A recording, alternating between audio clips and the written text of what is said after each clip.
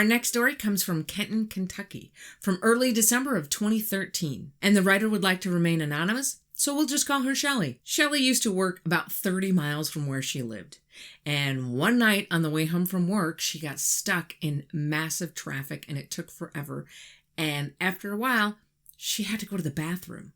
And she kept telling herself, she'll make it, but by the time she got off the highway on her exit, she knew she wasn't going to make it. So she pulls into this isolated, heavy wooded area. And she pulls off into this little side drive off the main road. And it has bushes on the right side facing the main road. On the left side is a guardrail and a view of the valley below. And the area up there is huge and isolated. And it's dark up there because there's only a few different street lights around. So when Shelley stops, she waits for a minute.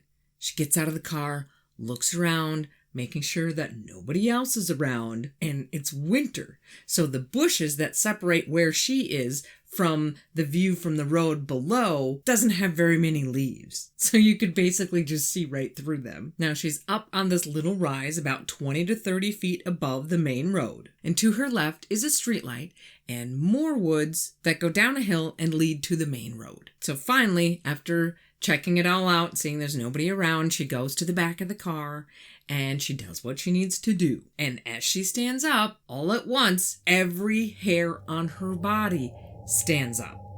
And she knows she is not alone. So she scans the area in front of her and she hears something behind her. And she looks and it's 3 deer all huddled up together between her car and the guardrail. And they're not looking at her. They're looking across the road. So she looks over there, and that's when she sees a figure standing there between the bushes in front of it and the tree line behind it. Now, Shelley stands about 5'5", so she can tell that those bushes run about 6 feet, and those bushes only went up to the collarbone on this thing. And due to the street light that was off to its right about 20 feet, she was able to get a pretty good outline of this thing. It had a large, dog-shaped head and pointed ears. And she can't make out its neck, but she can make out its massive shoulders. That's when it growls. It is a deep vibration that she can feel in her chest. And her body just takes over at that point. Now, to understand what happened next, you need to know that Shelley worked in security in California in the music business for 8 years. As a woman, she had to really work out and train to defend herself. She kickboxed and worked out every day for 8 years. And she also trains dogs, mainly Anatolian Shepherds and German Shepherds, which means sometimes she has to establish who is the alpha. And to do that, she gets them down,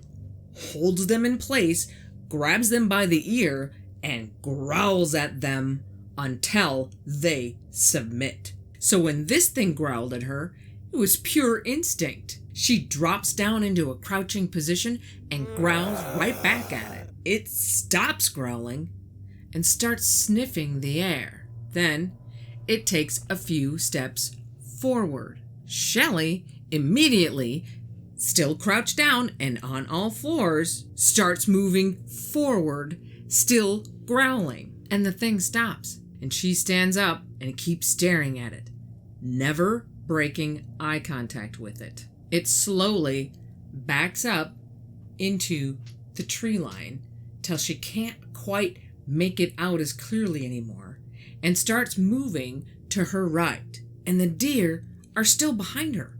They're so close she could reach out and touch them. So she starts jumping up and down, waving her arms, saying, "Get out of here, get out of here." And the deer take the hint, jump the guardrail, and run off down the hill. Then Shelley jumps in her car and gets out of there.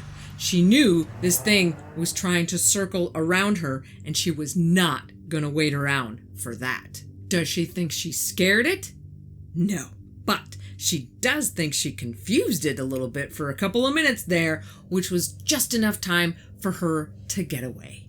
And Shelley didn't tell her husband everything about what happened up there, 'cause she knew he would think she was nuts. And to be honest, she herself thought she was a little nuts until she saw a picture of a Dogman. And now she knows there are things out there that can't be explained. She's seen one. And if your binge-a-thon is just getting started, here is round 2. And we will see you again on the In-Between.